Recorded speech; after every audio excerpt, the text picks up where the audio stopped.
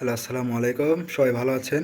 আলহামদুলিল্লাহ আমি অনেক ভালো আছি। তো আজকে আমি কিছু কথা বলতে চাচ্ছি। সেটা হচ্ছে নুরুজ্জামান কাফি, তাকে নিয়ে কিছু কথা। বলছিলাম না যে আপনাদেরকে যে তার বিষয়গুলো নিয়ে কথা বলবো। তো অলরেডি শুরু করে দিয়েছি তাকে নিয়ে কথা বলা। বিষয়টা হচ্ছে যে উনি কোন জায়গা থেকে বিলং করেছেন, এখন কোন জায়গাতে আছেন সেটা আপনারা ভালো জানেন, আমিও ভালো জানি। তো আপনারা যে জিনিসটা জানেন আবার অনেকেই জানেন, আবার অনেকেই জানেন না। তো এখন বর্তমানে তার যে লাইফস্টাইলটা, আগের যে লাইফস্টাইলটা ছিল, তো আসলে টোটালি কিন্তু আলাদা, আকাশ পাতাল তফাৎ। তো একসময় কিন্তু তার মেয়েদের প্রতি মানে অনীহা, মেয়েদের প্রতি মানে অসম্মান যে জিনিসগুলো করতো, এখন হয়তো বা চেঞ্জ হতে পারে বা তার কথার মধ্যে একটু ব্যতিক্রম কিছু আসতে পারে। তখন বা নিজেও মানে অনেক কথা বলতে পারে যে না, আমার এই সমস্ত মানে ইয়া ছিল না, আগেও ছিল না, পরেও ছিল না।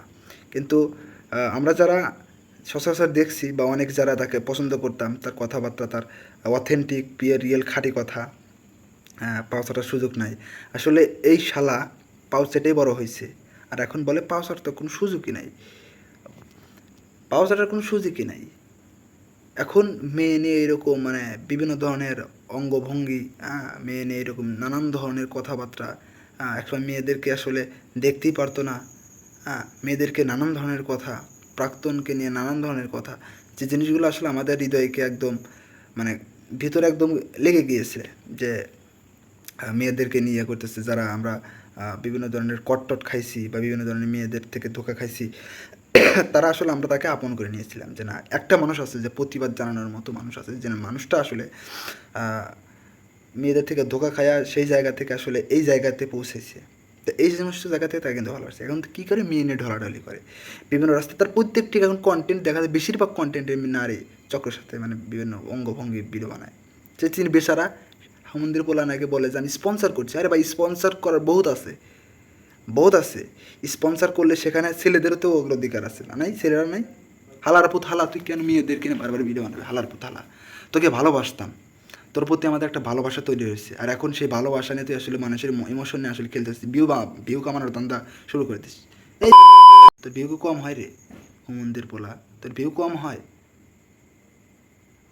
তোকে একশো ভাই বিশ্বাস কর, তোকে আমি খুব ভালোবাসতাম, তোকে খুব ভালোবাসতাম, তোর প্রতি আসলে একটা ভালোবাসা তৈরি হয়েছিল।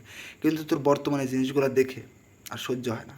তোকে মন চায় যে বেদরক চোখ বন্ধ করে গালাগালি দিই, আশেপাশে কী আছে না আছে জানি না, দেখতেও চায় না।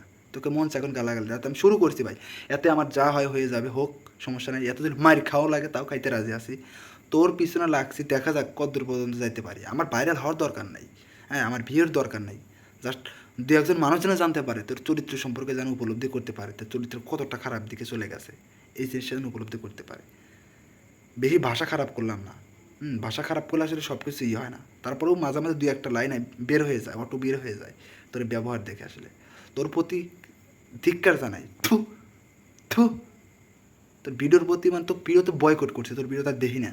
তো প্রত্যেকটা ভিডিওতে আসলে মানুষকে ছোটো করে কথা বলা শুরু করে দিছিস, মানুষকে বিভিন্ন ধরনের ইয়া করা শুরু করে দিছিস। পাও সেটা বড় হস, পাও সেটা বড় হয়েছিস, হস মানে হয়েছিস।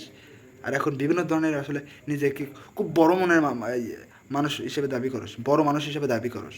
হুমন্দির বলা, থু, তোর মুখ ভরে আমি ছ্যাপ দিই, থু, হুমন্দির বলা। শুরু করে দিছি, দেখা যাক কত দূর পর্যন্ত যাইতে পারি, ঠিক আছে? খেলা হবে।